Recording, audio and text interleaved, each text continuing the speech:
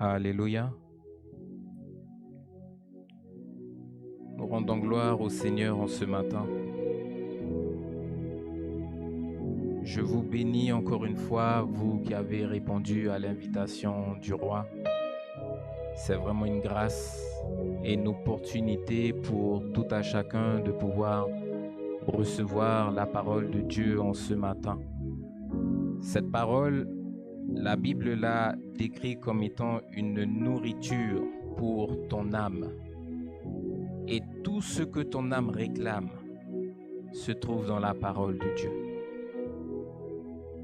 Tout ce que ton âme a besoin se trouve dans la parole de Dieu. On aura beau aller à gauche, à droite, il n'y a rien sur cette terre qui pourra rassasier votre âme si ce n'est la parole du Seigneur. Et si vous êtes avec nous ce matin, que ce soit ici, en ce lieu ou connecté sur Internet, je vous bénis et je vous dis que vous êtes à la bonne place. Tant que vous courez vers le Seigneur, vous êtes sur le bon et le droit chemin. Mais attention, frères et sœurs, à la manière dont vous courez. Parce que malheureusement, tous, nous sommes dans la présence de Dieu. Nous sommes dans la maison de Dieu. Nous sommes dans cette communauté fraternelle, mais nous ne courons pas tous de la même façon. Ce matin, frères et sœurs, comme je l'ai dit au tout début, nous n'allons pas être longs. Le thème que nous allons aborder ce matin, c'est « Es-tu prêt pour mon retour ?» dit le Seigneur. Parce qu'il faut savoir, mon frère, ma sœur, que le Seigneur peut revenir à tout moment.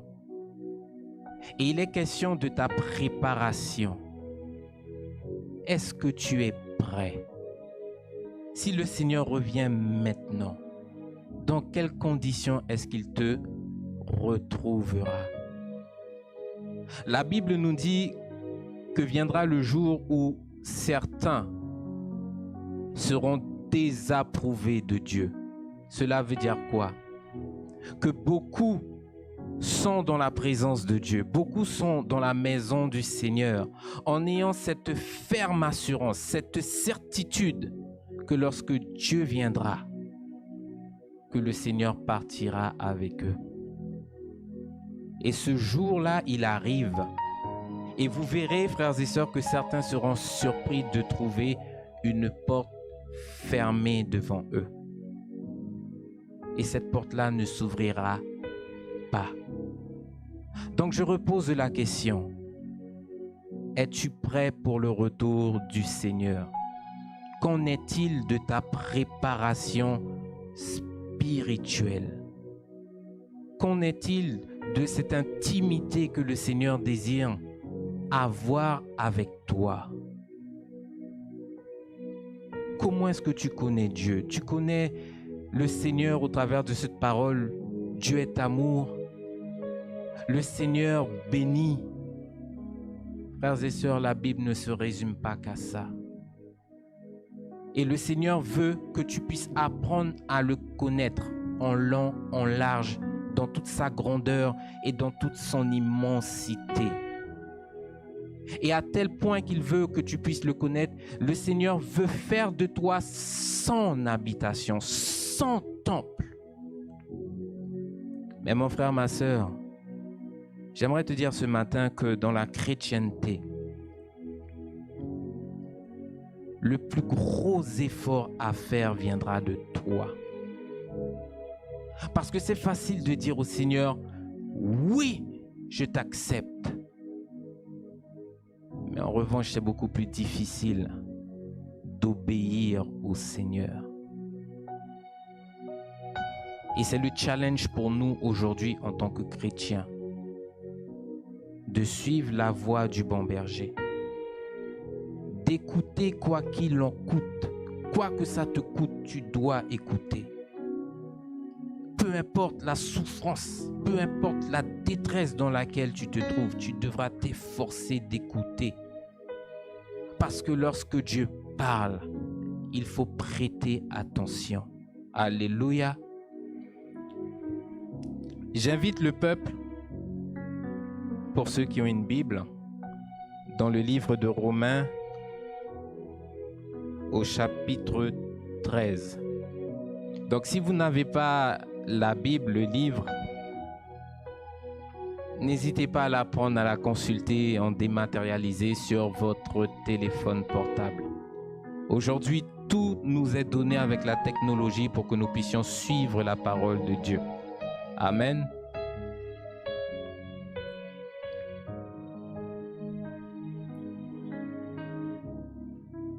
Romains 13. Nous allons prendre la lecture, frères et sœurs, à partir du verset 11, où il est écrit « Cela importe peu, d'autant plus que vous savez en quel temps nous sommes.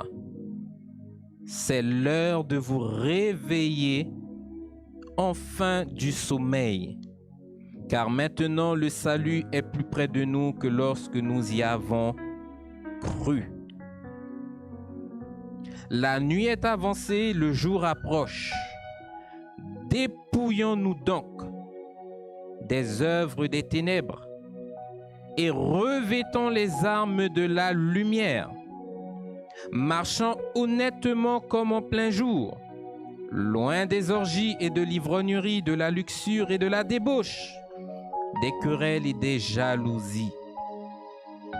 Mais revêtez-vous du Seigneur Jésus-Christ et n'ayez pas soin de la chair pour en satisfaire ses convoitises. »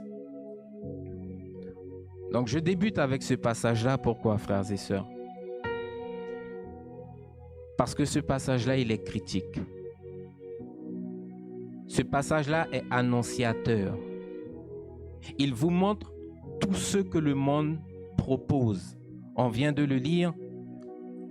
L'ivrognerie, la luxure, la débauche, les querelles, les jalousies.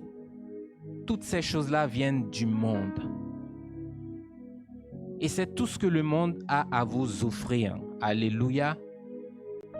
Et nous savons que toute personne qui est retrouvée dans ces choses n'a aucune part, frères et sœurs, dans le royaume des cieux.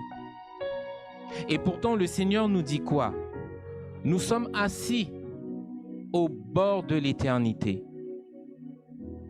Parce que toi comme moi, nous ne savons à quel moment est-ce que le Seigneur reviendra. C'est pour cela que tu dois être prêt en tout temps. Alléluia. Le Seigneur nous appelle à renoncer aux choses du monde. Et ce n'est pas facile de renoncer. Mais pour Dieu, pour ce que Jésus a accompli à la croix, est-ce que ça ne vaut pas la peine de s'efforcer, ne serait-ce qu'un peu de temps, pour pouvoir gagner le royaume? Parce que mon frère, ma soeur, la vie que tu as sur cette terre, c'est une vie qui est passagère. Tu auras beau jouir de toutes sortes de plaisirs, tu auras beau être dans le luxe. À partir du moment que la trompette sonnera, là, frères et sœurs, beaucoup comprendront qui est le Seigneur. Et la Bible nous dit que Dieu, c'est un Dieu d'ordre. Il est amour, oui, mais Dieu est dur. Parce que la Bible nous dit qu'il ne fait acception de personne. En d'autres termes, tu pourras dire au Seigneur, mon Dieu, je t'aime. Mais si ton cœur demeure attaché au monde, le Seigneur n'hésitera pas une seule seconde à trancher. Et malheureusement, aujourd'hui, qu'est-ce qui se passe? Au travers du passage que l'on vient de lire, il est écrit, c'est l'heure de vous réveiller enfin du sommeil. Cela veut dire quoi? Que beaucoup sont dans l'église, mais ils sont endormis, ils ne voient pas, ils ne discernent pas ce qui se passe. Frères et sœurs, il est temps d'ouvrir les yeux. On va prendre un passage tout à l'heure qu'on va transposer sur la réalité actuelle des choses. c'est-à-dire sur ce que vous vivez actuellement et sur ce que vous voyez. Aujourd'hui, vous devez vous laisser alerter, vous devez vous laisser avertir, vous devez vous laisser interpeller par ce qui se passe et marcher en ayant les yeux ouverts. C'est pour cela que la Bible vous appelle à marcher comme en plein jour. Dépouillez-vous des œuvres de ténèbres et revêtez le Christ le Seigneur.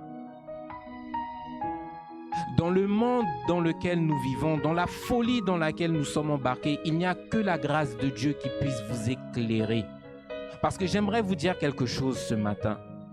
Est-ce que vous savez que le monde dans lequel vous vivez, il est trompeur? Est-ce que vous savez ça?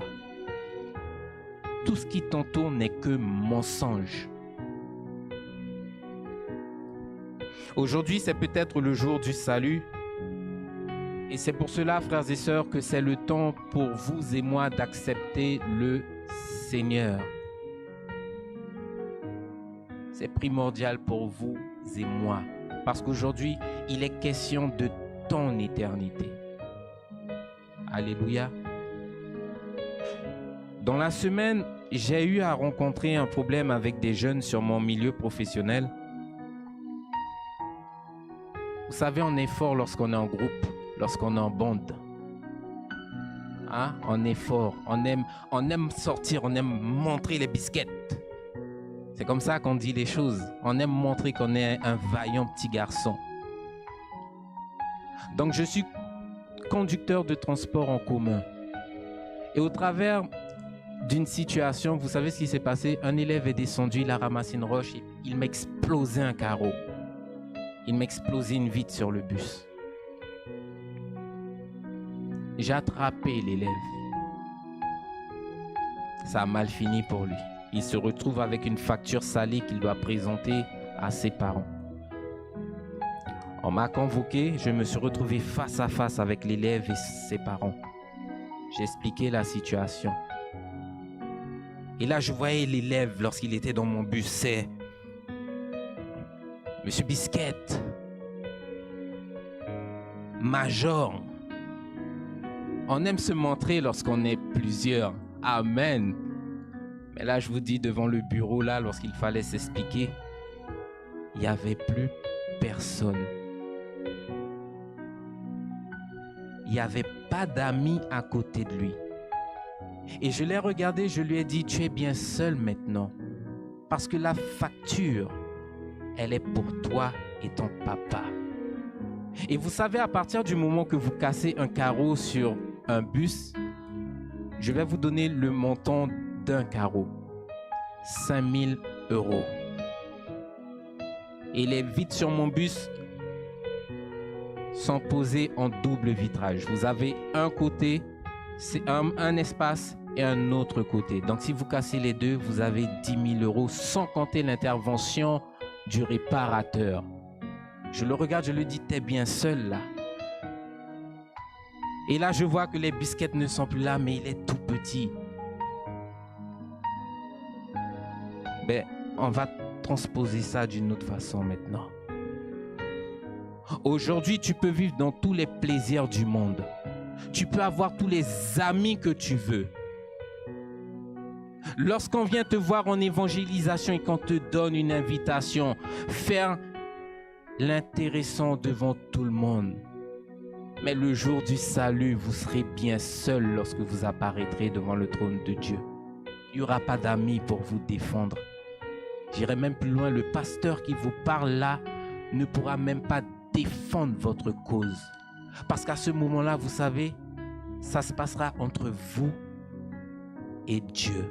Je n'aurai pas mon mot à dire. Alléluia.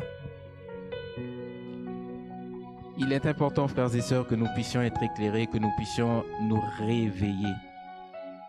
Le Seigneur ne cesse d'alerter le monde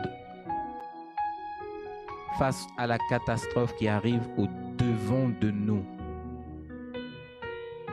Soyez attentifs, ne vous laissez pas endormir par les choses du monde.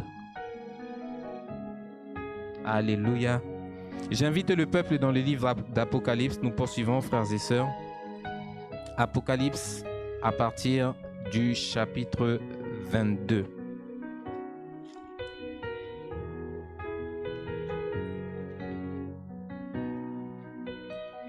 Nous allons démarrer la lecture à partir du verset 12. Il est écrit au verset 12, « Voici, je viens bientôt, et ma rétribution est avec moi, dit le Seigneur, pour rendre à chacun selon son œuvre. »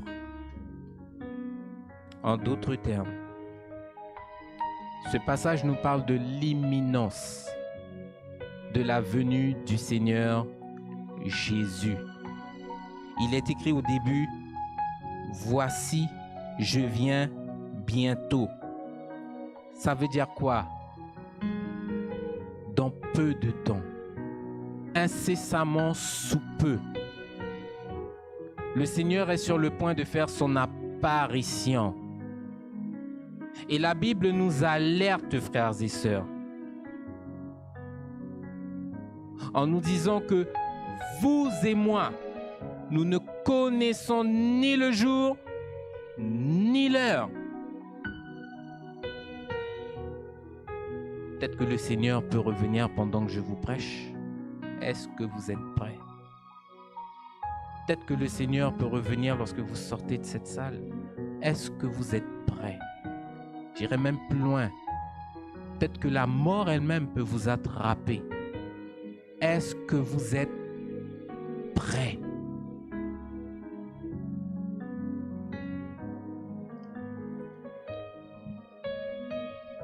Et j'aimerais vous dire que vous y croyez ou que vous n'y croyez pas, la parole du Seigneur s'accomplira avec ou sans vous.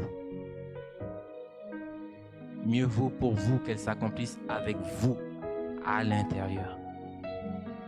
Que lorsque le Seigneur reviendra, que vous puissiez vous-même être dans la joie parce que vous savez qu'à ce moment-là, vous partirez avec lui.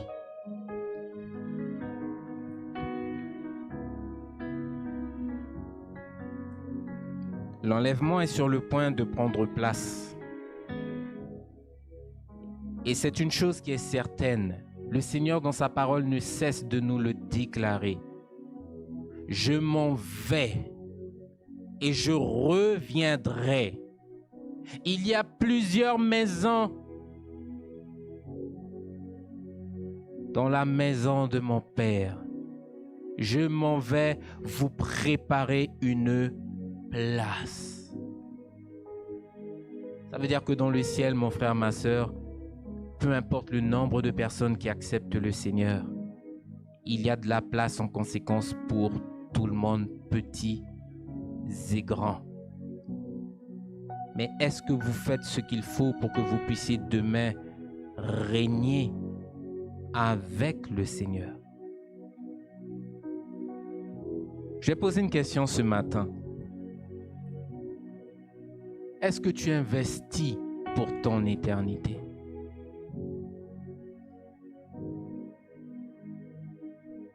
C'est une question à laquelle il faut répondre. On sait investir pour pouvoir préparer sa vie sur terre. On sait investir pour pouvoir formuler toutes sortes de projets, acheter une voiture, acheter une maison. Mais est-ce que tu investis pour ton éternité? On me demandera, mais comment est-ce qu'il faut investir? Frères et sœurs, je vous ai dit au début qu'on ne parle pas d'argent ici. Quand je dis investir, c'est-à-dire est-ce que tu t'impliques pour pouvoir gagner le royaume des cieux? On ne cesse de le dire dans certaines prédications, une journée est égale à 24 heures. Tu te lèves au lever du soleil, tu manges, tu prends une douche, tu vas au travail, tu as fini de travailler, tu rentres, tu es fatigué. C'est le même cercle vicieux du lundi au dimanche, de janvier à décembre. Et sur ces 24 heures-là, le Seigneur ne te demande pas beaucoup. Ce matin, vous avez payé le prix d'être là, ici, devant nous. Avec nous, pour être dans la présence de Dieu. C'est quoi 30 minutes? C'est quoi 1 heure? C'est quoi 2 heures consacrées à Dieu? Sur une journée, sur 24 heures, c'est rien. Et le Seigneur, tout ce qu'il recherche, c'est ça. Ces temps, ces moments de qualité que vous saurez lui donner. À partir du moment que tu donnes de l'importance, tu donnes de la valeur au Seigneur. Mon frère, ma sœur, le Seigneur est dans la joie. Parce qu'il voit que malgré tout ce que tu as à faire, toutes tes préoccupations, tu ne l'oublies pas, lui.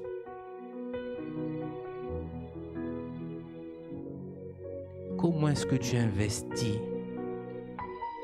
pour ton éternité?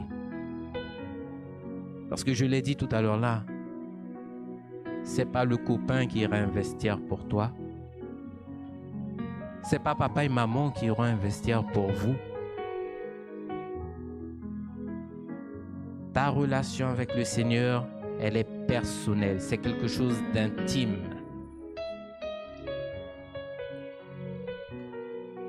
Et le Seigneur nous dit, voici, je viens bientôt.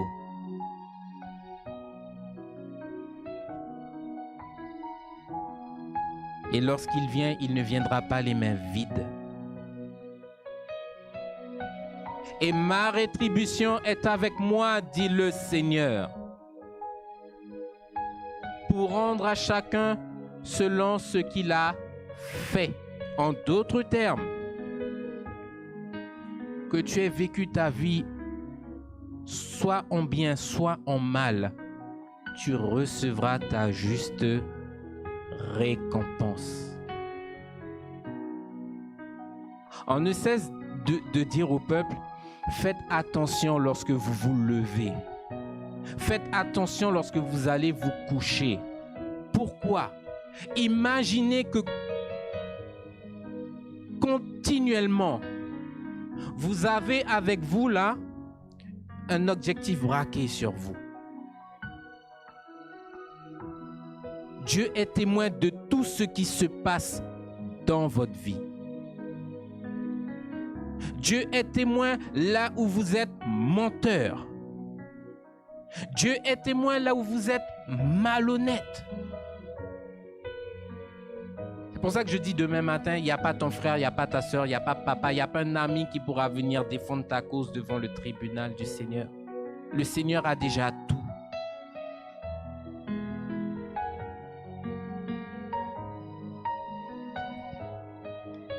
Et ma rétribution est avec moi.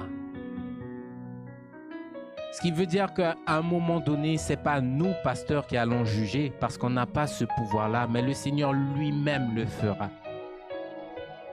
Et la rétribution du Seigneur ira jusqu'à jeter certaines personnes en enfer.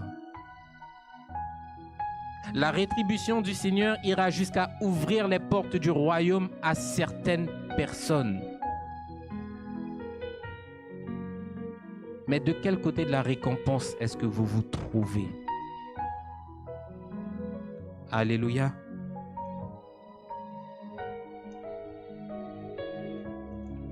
Je vous invite rapidement dans le livre des Éphésiens.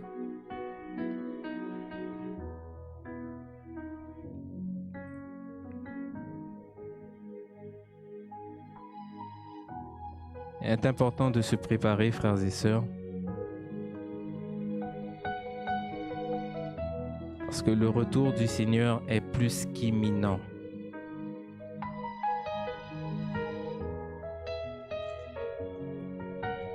Et aujourd'hui, c'est une joie pour nous de pouvoir partager ces choses avec vous parce que, frères et sœurs,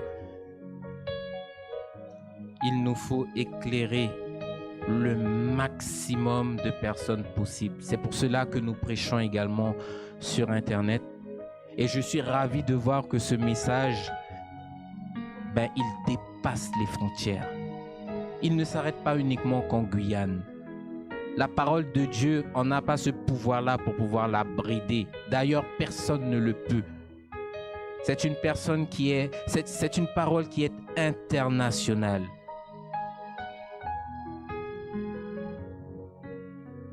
Éphésiens 5, nous allons prendre la lecture, frères et sœurs, à partir du verset 16.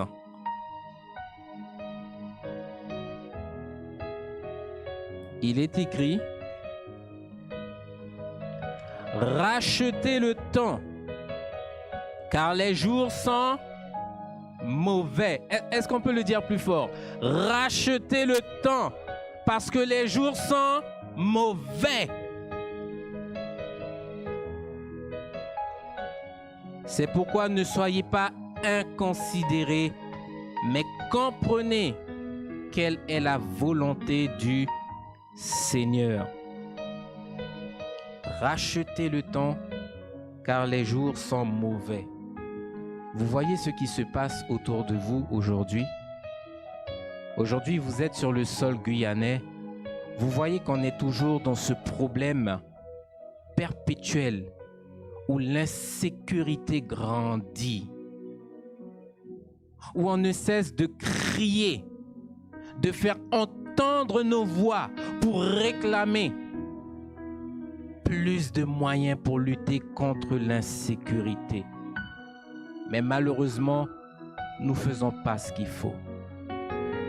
Parce que les hommes que nous sommes, nous nous tournons vers d'autres hommes qui sont pleins de failles et pleins de faiblesses. Ça fait des années que le peuple guyanais est dans une souffrance. Ça fait des années qu'on est en train de crier pour que le statut de la Guyane change. Ça fait des années qu'on voit des gouvernements défiler. Des gouvernements qui nous promettent toutes sortes de choses. Et arrivés au pouvoir, le gouvernement a le temps de passer, de laisser la place à un autre gouvernement. On est toujours dans la même débâcle, dans le même problème. Les choses n'avancent pas. Il n'y a pas d'école pour les enfants.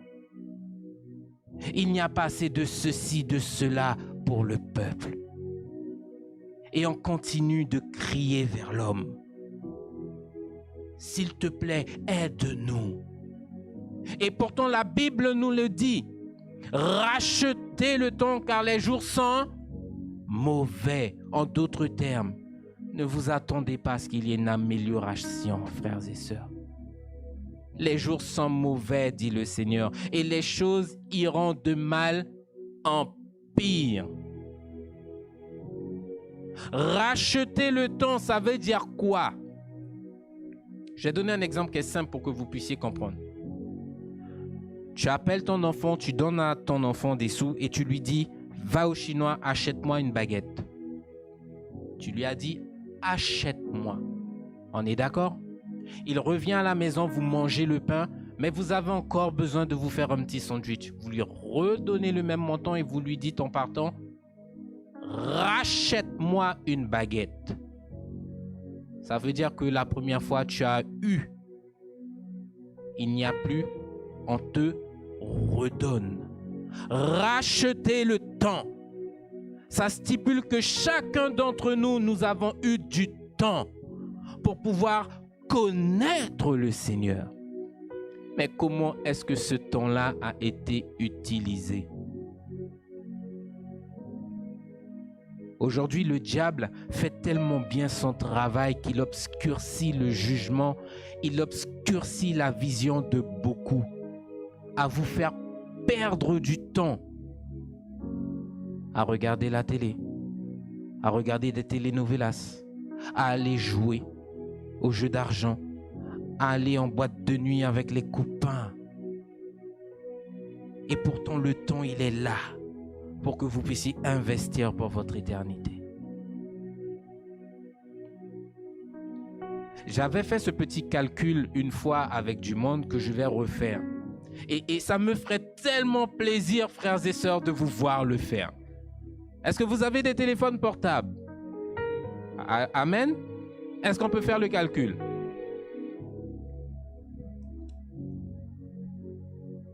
Je vous invite, les pasteurs, à le faire également. Amen. Donc, vous prenez vos téléphones.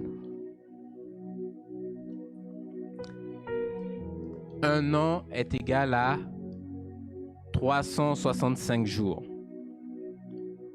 Vous faites 365 jours fois votre âge actuel. Si tu as 42 ans, tu fais 365 fois 42.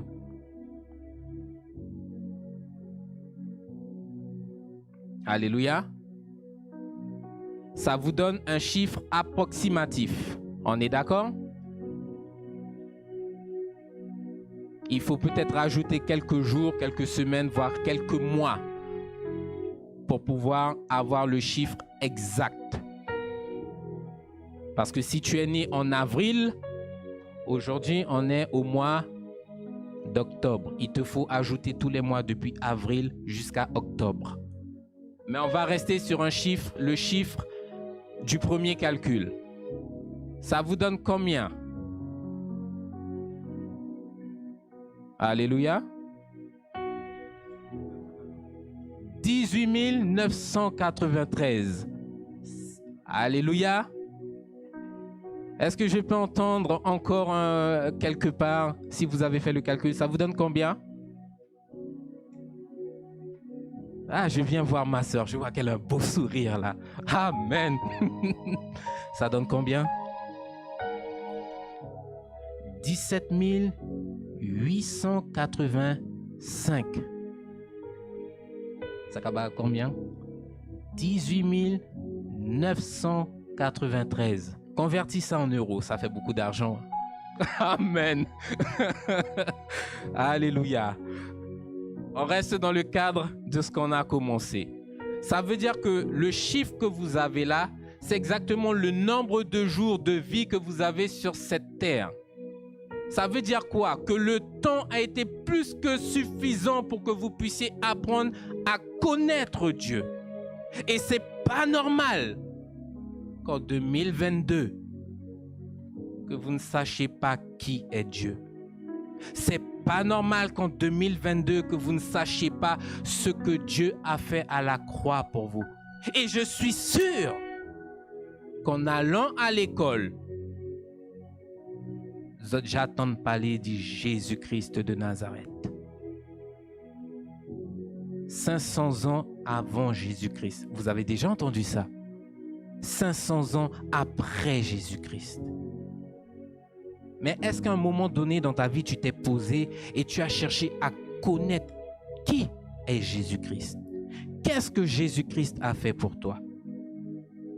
Je vois que à l'école, dans le cursus scolaire, on va remplir la tête de nos jeunes avec en 1800, en 1700, vers Saint-Gétorix, Charlemagne. Mais on ne parle pas de Jésus-Christ. Alors que mon frère, ma sœur, il faudrait qu'on puisse parler de Jésus à un moment donné dans le cursus scolaire de nos enfants. Parce que Charlemagne ne te sauvera pas, Vercingétorix ne te sauvera pas, Napoléon ne te sauvera pas et quelque autre grand homme qui existait sur cette terre ne te sauveront pas. Le sacrifice du Christ à la croix est capable de sauver les hommes et les femmes que vous êtes. Rachetez le temps, dit le Seigneur. Arrêtez de perdre du temps. Prenez le contrôle, frères et sœurs. Et commencez à aller de l'avant avec les instructions, les recommandations de Dieu pour pouvoir investir pour votre éternité. Lorsqu'on part en évangélisation pour pouvoir frapper aux portes, nous sommes tombés sur vous. Alléluia. Le serviteur que vous voyez là et tous ceux et celles qui se sont donné cette main-là pour pouvoir aller vous récupérer ce matin, c'est tout simplement l'œuvre du Seigneur qu'ils font. On est déjà en train d'investir pour notre éternité. Je te prêche un message ce matin, j'investis pour mon éternité. Je mets en pratique la parole de Dieu, j'investis pour mon éternité. Pourvu que je le fasse correctement. L'évangile de Jésus te donne, mon frère, ma sœur, une ligne de conduite.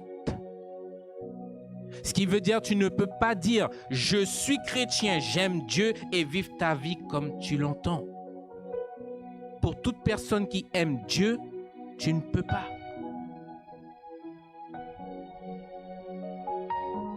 La Bible nous dit que nous, chrétiens, nous, l'Église, nous sommes l'épouse du Seigneur Jésus. Ça veut dire quoi lorsqu'on parle d'épouse? Ça veut dire qu'à un moment donné, l'épouse et l'époux ne formeront qu'un. Pour schématiser ça, lorsque tu te maries aujourd'hui avec une femme ou avec un homme, une fois que l'union est scellée, tu ne peux plus continuer à vivre comme un célibataire. Le mari dépend de sa femme, la femme dépend du mari. Et c'est ensemble qu'on avance. Et aujourd'hui, le chrétien, c'est ça. Il a donné, il a soumis sa vie totalement à Dieu. C'est pour cela que la Bible dit, ce n'est plus moi qui vis, mais c'est Christ le Seigneur qui vit en moi. Ça veut dire que si c'est toi qui guides ta vie, il y a un problème. Je crois que vous avez déjà entendu parler des nouveaux chrétiens qui sont apparus dans le monde. Je suis chrétien mais non pratiquant. Est-ce que vous pensez que parce que vous dites je suis chrétien, c'est une raison valable pour Dieu de vous ouvrir, de vous accepter dans son royaume? C'est pas suffisant.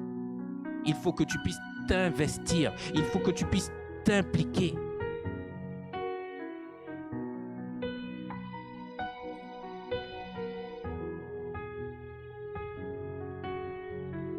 Donc je répète, quand on voit tout ce qui se passe autour de nous, ne vous attendez pas, frères et sœurs, à ce qu'il y ait une solution qui tombe de je ne sais où par miracle pour pouvoir apporter la paix dans le monde. La paix, vous l'avez déjà reçue au nom du Seigneur Jésus. Si vous vivez la parole de Dieu, vous demeurez dans la paix du Seigneur. Alléluia. Rachetez le temps car les jours sont mauvais. Éphésiens 5, versets 16 à 17, c'est ce que nous venons de lire.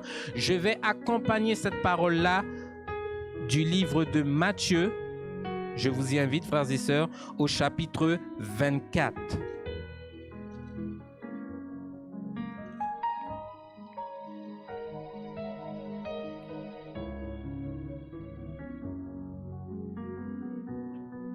Nous allons prendre la lecture à partir du verset 3 jusqu'à 8.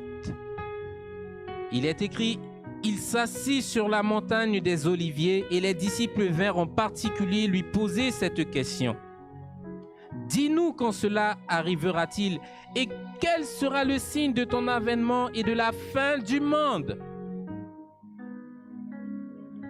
Jésus leur répondit, « Prenez garde que personne ne vous séduise, car plusieurs viendront sous mon nom, disant, c'est moi qui suis le Christ. Et ils séduiront beaucoup de gens.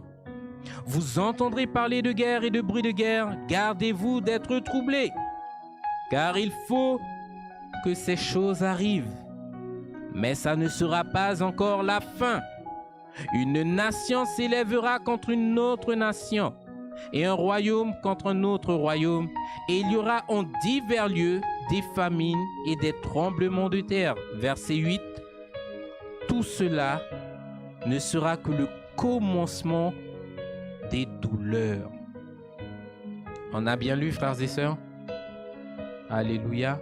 « Vous entendrez parler de guerre et de bruit de guerre, nous dit la Bible. » Je pense que la chose n'a échappé à personne. Vous voyez ce qui se passe aujourd'hui et qui remplit nos actualités, la guerre entre l'Ukraine et la Russie.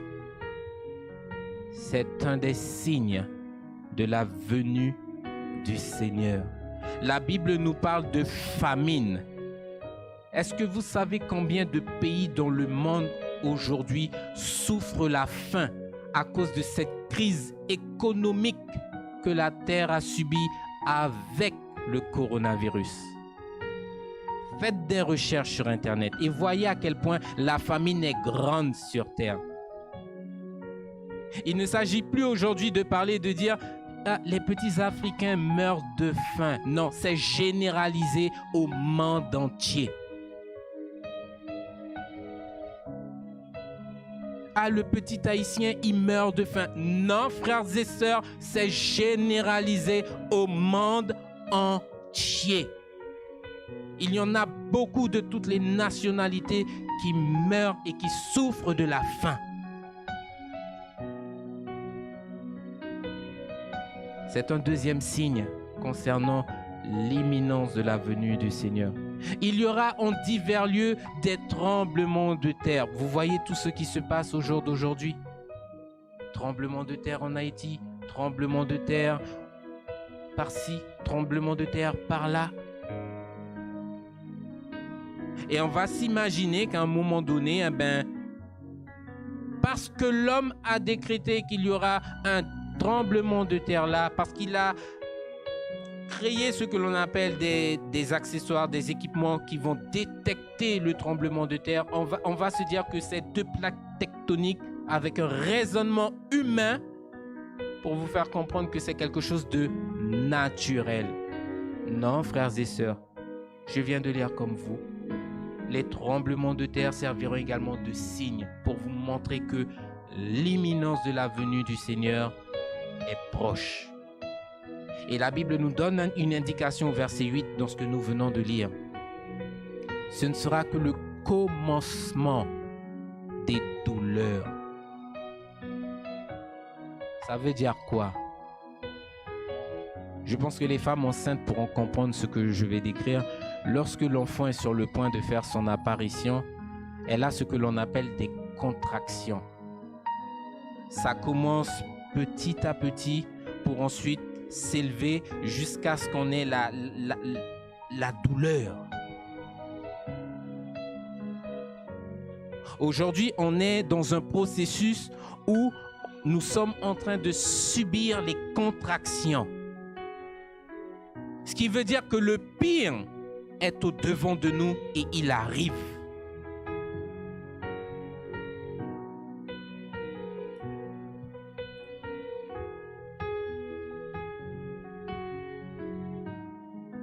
Est-ce que ce n'est pas le temps pour nous de rechercher Dieu, frères et sœurs?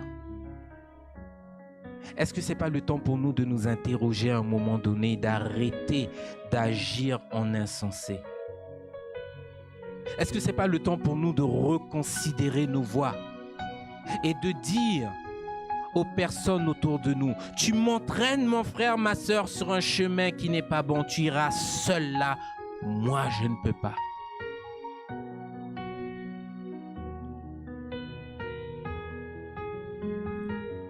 Je vous invite dans un dernier passage qui est toujours dans Matthieu 24, nous y sommes déjà, mais nous descendons plus bas.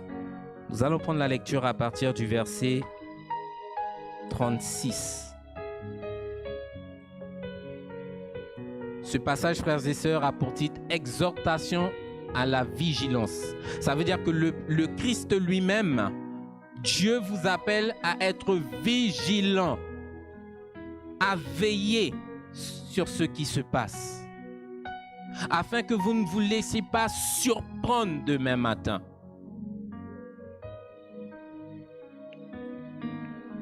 Il est écrit, pour ce qui est du jour et de l'heure, personne ne le sait, ni les anges dans les cieux, ni le Fils, mais le Père seul.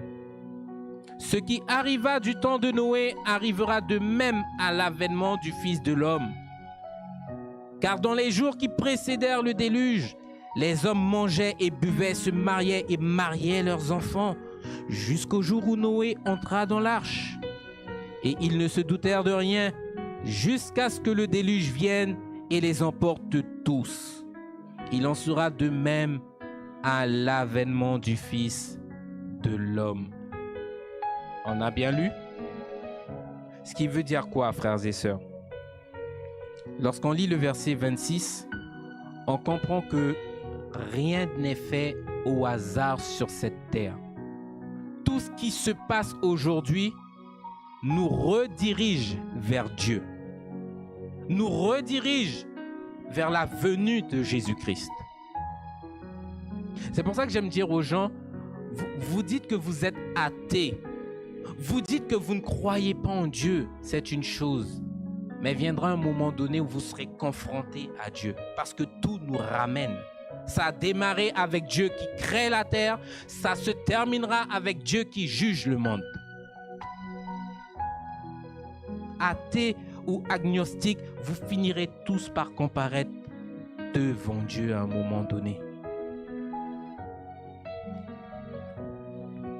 Donc rien sur cette terre n'est fait au hasard. On voit que le Seigneur lui-même, Dieu lui-même est au contrôle.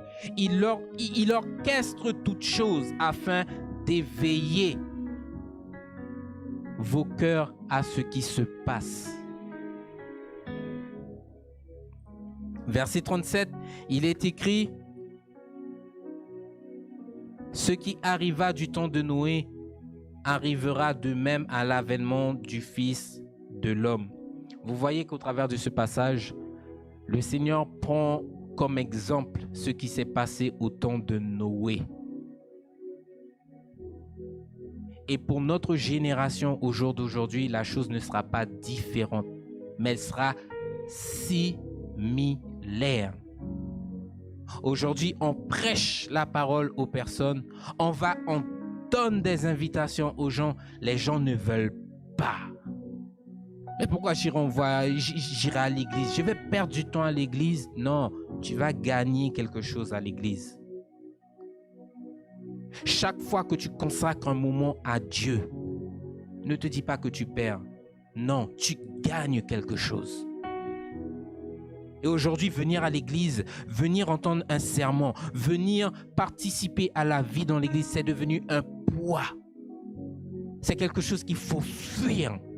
Mais quelle grâce que de servir le Dieu vivant. Il t'appelle toi. Et il te dit, j'ai besoin de toi pour que tu puisses accomplir ma volonté. Mais quelle grâce! Et aujourd'hui, on fuit, on ne veut pas entendre parler. Ben, comme au temps de Noé, pour toutes ces personnes-là qui ne se sont pas souciées, le jugement va finir par les balayer, par les attraper. Au temps de Noé, les personnes pensaient que Noé, c'était un fou. On voit un homme là, en plein soleil, en train de construire une arche sur une montagne, il n'y a pas d'eau. On l'a pris pour un fou. Jusqu'à ce que le déluge arrive et que ces personnes-là changent d'avis et viennent. Ouvre-nous la porte, ouvre-nous la porte. Est-ce que Noé a ouvert la porte de l'arche? Jamais. Pourquoi? Parce que la Bible nous dit quoi? Que c'est la main de Dieu qui est venue et qui a fermé la porte de l'arche. Et la Bible nous dit qu'à partir du moment que Dieu ferme une porte, il n'y a personne dans ce monde qui ait une autorité pour venir ouvrir la porte. Même le diable lui-même n'a pas autorité pour aller toucher cette poignée-là pour ouvrir la porte. Ce qui veut dire quoi? Que lorsque le Seigneur reviendra et qu'il partira avec son épouse, qu'il partira avec son église, qu'il partira avec ses saints, si vous êtes trouvés dehors, le diable ne pourra rien faire pour vous. Et nous voyons le détail dans ce verset-là. Les habitudes du monde. Les hommes mangeaient, buvaient, se mariaient leurs enfants. L'homme aime vivre sa vie habituelle. Ne se doutons pas qu'il y ait une fin. Toute chose ici-bas sur cette terre a une fin.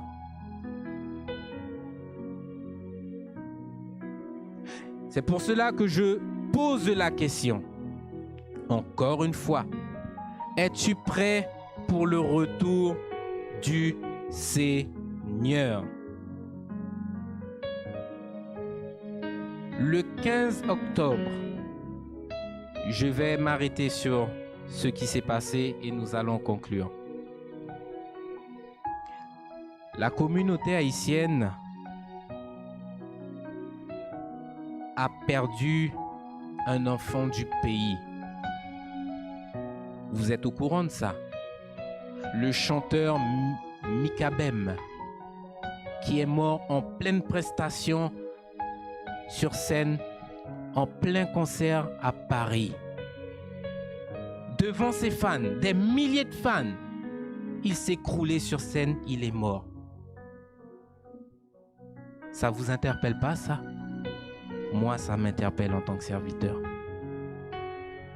Ça m'interpelle et je m'interroge. Faut pas te dire qu'à un moment donné, tu vas rentrer chez toi, tu vas mourir de vieillesse avec tes enfants qui t'entourent. Non.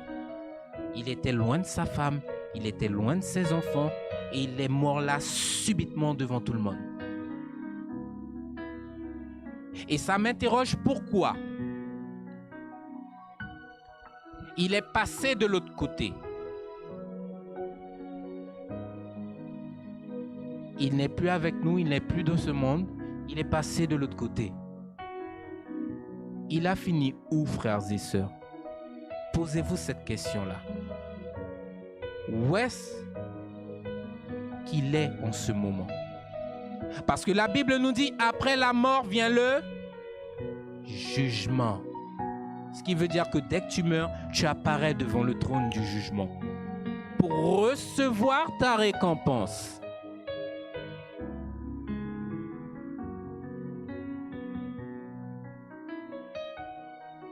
Il est où en ce moment? C'est une question que je me posais lorsque j'étais petit, ça. J'allais devant ma maman et je lui annonçais avec cette fierté-là, « Maman, tu sais, Michael Jackson est mort. » La mort de cet homme a fait trembler la terre. Ma mère me regarde et ma mère me dit, « Ben c'est bien qu'il soit mort. Il ne faut pas regarder à tout ce qu'il a fait durant sa vie là sur terre là. C'était un grand homme, oui, il est devenu riche, oui, mais est-ce que Dieu le connaît dans son royaume? » Elle est là la question fondamentale. Est-ce que Dieu te connaît? Si Dieu ne te connaît pas, mon frère, ma soeur, c'est quelque chose de dramatique. Ça ne sert à rien d'être élevé dans ce monde. Ça ne sert à rien d'être connu dans ce monde. Et au final, devant la personne la plus importante, tu es un inconnu. C'est pas parce que tu étais dans la jouissance, dans la gloire, tu étais adulé par les foules, que Dieu se basera sur ça pour te dire, ok, 8 millions de personnes chantaient tes musiques, 8 millions de personnes te suivaient sur Instagram, je vais t'ouvrir les portes du paradis. C'est pas un critère, ça. C'est pour cela que nous exhortons le peuple à revenir aux choses fondamentales de la parole de Dieu. Votre entrée dans le ciel, frères et sœurs, est déterminante. Que si vous vivez et que si vous faites ce qu'il faut pour pouvoir rentrer dans le ciel. Ce qui veut dire, ne prenez pas le salut, ne prenez pas la grâce qui vous est donnée pour acquis. Parce qu'aujourd'hui, la grâce est utilisée à mauvais escient. On utilise la grâce pour pécher. Et la grâce de Dieu n'est pas faite pour pécher. La grâce de Dieu, c'est le temps. C'est un temps limite. C'est un temps qui a une durée. Il n'est pas éternel, ce temps. Il a un commencement et il a une fin. Et le Seigneur vous donne ce temps-là pour que vous puissiez vous préparer. Rachetez le temps, dit le Seigneur. Alléluia. Que le nom du Seigneur soit béni. J'espère que cette parole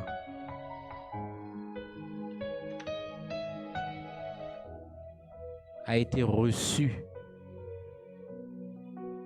par les bien-aimés qui sont ici présents et parmi ceux et celles qui sont sur Internet et qui nous suivent. Aujourd'hui, nous sommes dans un temps crucial. La fin est là. Ne regardez pas les choses se faire. Ne soyez pas spectateurs, mais soyez acteurs. Il vous appartient à vous de vous impliquer pour votre éternité. Si vous ne le faites pas, il n'y a personne d'autre qui s'impliquera pour vous. Un serviteur a dit une fois, et ça, quand je pense à cette parole-là, je me dis effectivement, vous avez un pasteur devant vous, vous en avez un là, assis à côté de moi, vous en avez une encore au fond. Vous connaissez sûrement encore d'autres pasteurs extérieurs à ce ministère. Mais tout ce que le pasteur peut faire, le seul pouvoir, la seule puissance qu'on a, vous savez c'est quoi? C'est de se présenter devant vous et devant Dieu et de porter un message. Je n'ai pas ce pouvoir de toucher, je n'ai pas ce pouvoir de convaincre votre cœur. Ce qui veut dire quoi? Qu'il vous appartient à vous de croire ou de ne pas croire. Il vous appartient à vous de mettre en pratique ou de ne pas mettre en pratique. Moi, mon rôle, il s'arrête là. Je suis limité dans mon champ d'action. Si tu veux voir la gloire de Dieu, mon frère, ma soeur, implique-toi. Ce n'est pas une honte de dire que je suis chrétien.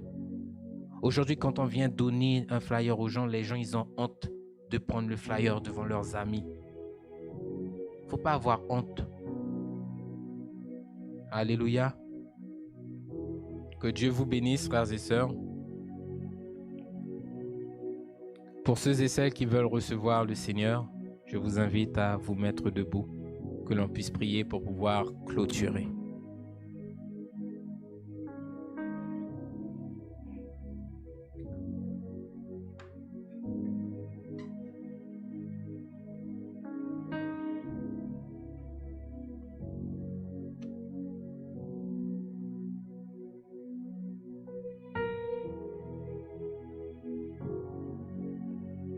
Je vous invite à répéter, frères et sœurs.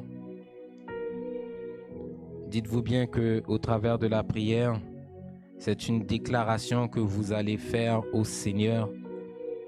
Et au travers de cette déclaration, sortant de cette pièce, donnez-vous réellement au Seigneur. Démontrez-lui votre amour pour lui. Amen. Puissant Seigneur Jésus, je reconnais que tu es Seigneur. Je reconnais que tu es au-dessus de tout. Je reconnais, Seigneur, que toi seul es capable de sauver mon âme. Mon Dieu, je t'en supplie, pardonne-moi pour le temps que j'ai perdu. Aide-moi, Seigneur, à racheter le temps, car les jours sont mauvais, mon Dieu. Et je ne veux plus perdre de temps, mais je veux en gagner dans le nom de Jésus. Seigneur, aie pitié, parce que j'ai agi, j'ai vécu en insensé. Aujourd'hui, Seigneur, guide mes pas vers toi. Guide mon cœur vers toi, Seigneur. Que ma vie soit pour toi une offrande, un sacrifice d'une agréable et bonne odeur. Mon Dieu, je te reçois en ce matin comme mon Seigneur et mon Sauveur. Et je t'en supplie, Seigneur, pardonne tous mes péchés. Pardonne, Seigneur, mes nombreux égarements et conduis-moi sur le chemin de la vie. Aujourd'hui, je t'ai reçu comme mon Seigneur et mon Sauveur. Je t'en supplie, inscris mon nom dans ton livre, Seigneur, le livre de vie de l'agneau, et aide-moi à le garder inscrit dans ce livre. Au nom puissant de Jésus. Amen. Soyez bénis, peuple de Dieu. Que le Seigneur vous fasse grâce.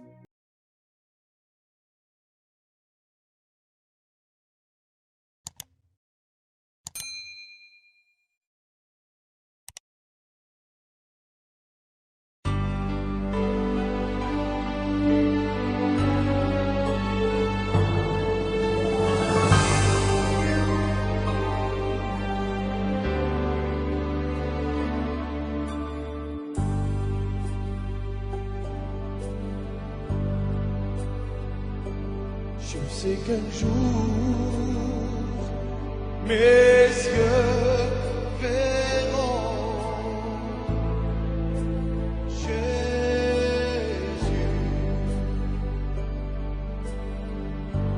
Je sais qu'un jour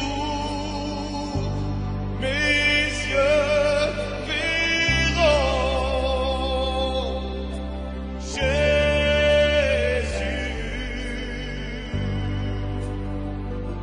Si je marche jusqu'au bout par la foi et malgré tout,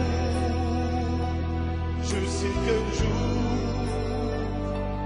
mes yeux verront Jésus.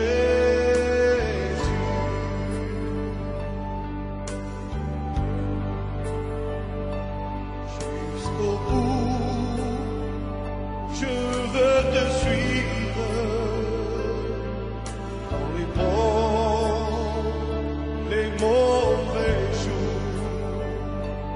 Avec Dieu,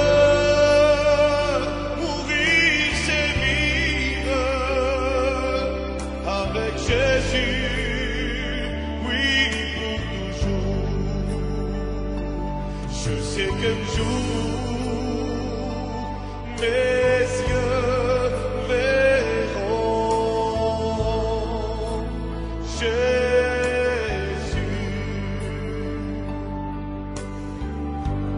Je sais qu'un jour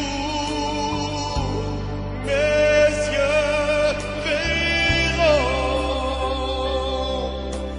Jésus. Si je marche jusqu'au bout par la foi et malgré tout, je sais qu'un jour